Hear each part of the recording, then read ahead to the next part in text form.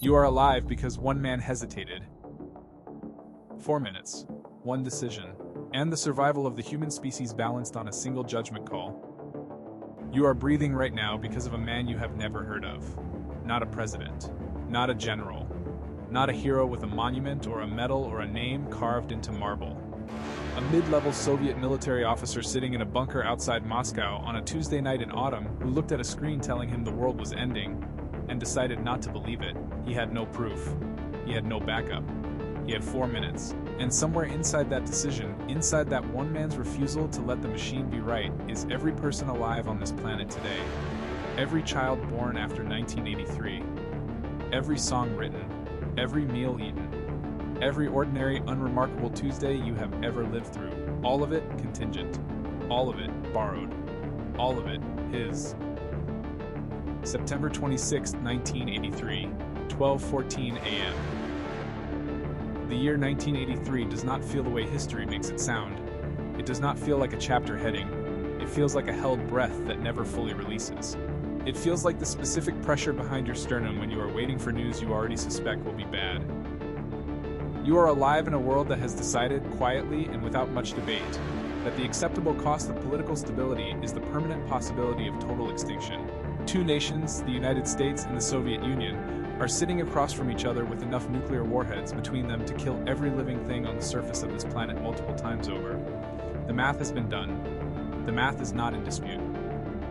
In Kansas, in concrete silos sunk 40 feet into the soil of American farmland, Minuteman missiles wait in temperature-controlled silence, surrounded by wheat. In the Ural Mountains, their Soviet equivalents point back. In the suburbs of Moscow, in the suburbs of Omaha, in the suburbs of places that have no idea they are primary targets, children practice ducking under wooden desks because their teachers have been told to teach them something, anything, so that the parents do not feel that the government has simply given up. The desks would not help. Everyone knows the desks would not help. No one says this out loud. This is what normal feels like in 1983. Normal smells like cigarette smoke and burnt coffee and the particular synthetic musk of wool military uniforms that have been worn too many times without washing. Normal sounds like static on a radio frequency, like the low mechanical hum of equipment that never fully powers down, like the silence after a news broadcast in which the word escalation appeared more than once. Normal feels like a stone in the center of your chest that you have stopped noticing because noticing it every moment of every day would make it impossible to function. 28 minutes. That is the flight time of an intercontinental ballistic missile launched from American soil to Soviet territory. 28 minutes between the decision and the consequence. 28 minutes in which the entire architecture of human civilization could be reduced to superheated air and particulate matter. This is Tuesday. This is any Tuesday. This is every Tuesday of your life had you been born in that moment, in that place, under that sky. The bunker is called Serpukhov 15. You will not find it on any tourist map.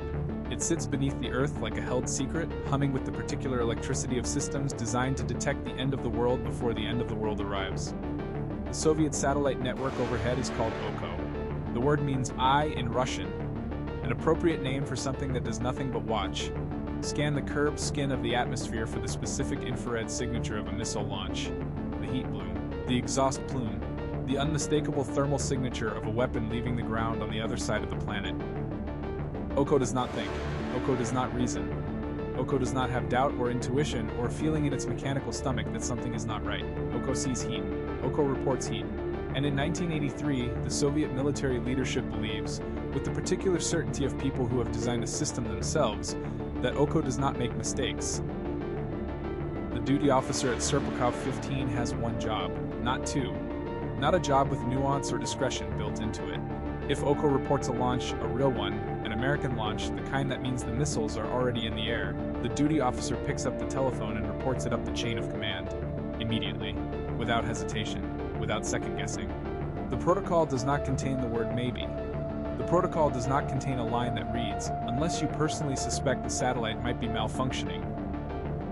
The protocol contains one instruction, report. Here is what report means in practice. The duty officer reports.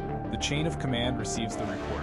The Soviet leadership, already primed, already twitchy, already operating in a political climate so paranoid that 3 weeks earlier they had shot down a South Korean civilian airliner because they thought it might be a spy plane, makes a decision. And that decision sends Soviet missiles into the air. And those missiles go west. And the Americans, watching their own screens, launch in response. And in approximately 28 minutes on each side, the Northern Hemisphere ceases to exist in any meaningful sense. That is the protocol. That is what the phone call means. That is what one man lifting one telephone receiver in one underground room in the small hours of an autumn morning actually costs. The machine does not doubt. Tonight, the machine is about to ask him to be the machine. The alarm does not sound the way alarms sound in movies. It sounds the way it has sounded in every training exercise, in every simulation, in every carefully engineered rehearsal of this exact moment. Because the people who built this system understood, with cold professional clarity, that if the alarm ever sounded for real, they needed the men in this room to respond not with terror, but with reflex. The sound is high and flat, and it fills the room like water fills a sealed container, completely, immediately, with no corners left untouched.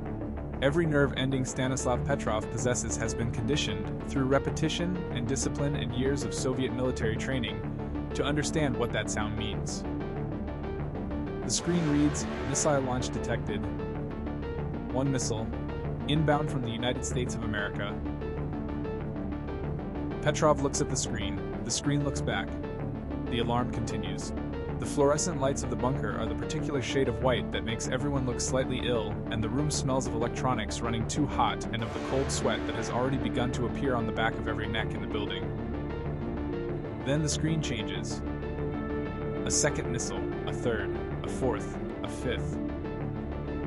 Nuclear strike confirmed. The system's confidence level is listed at the highest possible rating. 4 minutes. That is the window. 4 minutes before the information he is holding becomes useless, before it becomes too late to matter, before the missiles already airborne make the question of whether to launch entirely moot. One hand moves toward the telephone. One hand does not move at all. The argument Stanislav Petrov is having, in the space between those 4 minutes, is not with his commanding officers. It is not with protocol. The argument is with the specific shape of his own certainty. His gut says, false alarm. His gut is not protocol. He picks up the phone. He reports a false alarm.